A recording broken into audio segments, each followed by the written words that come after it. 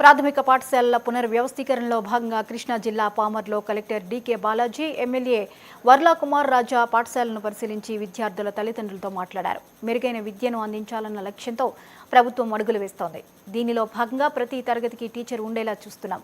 Parents కమిటీలకు ఉన్న అపోహలను తొలగిస్తున్నామని collector Balaji చెప్పారు. మంత్రి లోకేష్ ఆలోచనలకు అనుగుణంగా పాఠశాలల్లో విద్యా ప్రమాణాలు పెంచేందుకు వసతులు కల్పించి టీచర్లను నియమిస్తామని ఎమ్మెల్యే వర్ల చెప్పారు. మన ఉద్దేశం ఏంటంటే మన ప్రభుత్వం వాళ్ళు ఎందుకు ప్రభుత్వ పాఠశాలలో పిల్లలు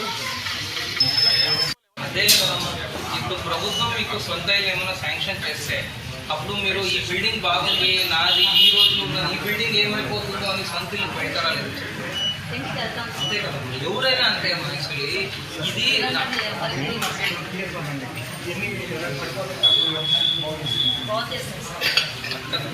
మీరు చెప్పిన అబ్సల్యూట్లీ రైట్.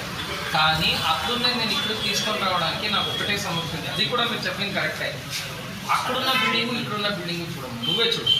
అక్కడ నాడు దాన్ని కూడా ఏకీభిస్తూ జరుగుతున్న పరిస్థితులు వివరిస్తూ పోటీ ప్రపంచంలో ప్రతి సబ్జెక్టుకు ఒక టీచర్ ఉంటే జరిగే మేలు, అదేవిధంగా ఇద్దరు టీచర్లే దాదాపుగా ఉన్న 20-30 మంది పిల్లలకి అన్ని సబ్జెక్టు వాళ్ళే చెప్పడం జరుగుతున్న నష్టం కూడా వాళ్ళందరికీ వివరించడానికి కలెక్టర్ గారే వచ్చి దాదాపుగా ఉదయం నుంచి అన్ని స్కూళ్ళు తిరుగుతున్నాం.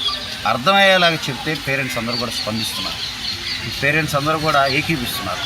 ఇప్పుడు కేవలం ఒక 1/2 కిలోమీటర్ లోపు, 1 కిలోమీటర్ లోపు వరకు స్కూలు పిల్లల కోసం కొద్దిగా స్ట్రెయిన్ తీసుకొని అక్కడి వరకు తీసుకురాగలిగితే ఖచ్చితంగా నాణ్యమైన విద్య ప్రతి సబ్జెక్టుకి ఉండే విధంగా అవబోతుంది. లోకేష్ బాబు గారి ఆలోచనల మేరకు తీసుకుంటున్న ఈ విప్లవాత్మక నిర్ణయాల ద్వారా పిల్లలకు నాణ్యమైన విద్య అందుతుంది. మోడల్ స్కూల్స్గా ఇంకా డెవలప్ అవుతుంది. పోటీ ప్రపంచంలో ప్రైవేట్ స్కూల్ కంటే గవర్నమెంట్ స్కూల్లే మేలు అనే విధంగా కూడా రాబోయే రోజుల్లో జరగబోతుండటానికి ఇది ఒక తొలి అడుగు. కలెక్టర్ గారు వచ్చి ఈ రకంగా పేరెంట్స్ అందరినీ కూడా ఎన్లైట్ చేయడం అనేది కూడా స్వాగతించే విషయం. ఆయన ప్రత్యేకంగా అభినందిస్తున్నాం.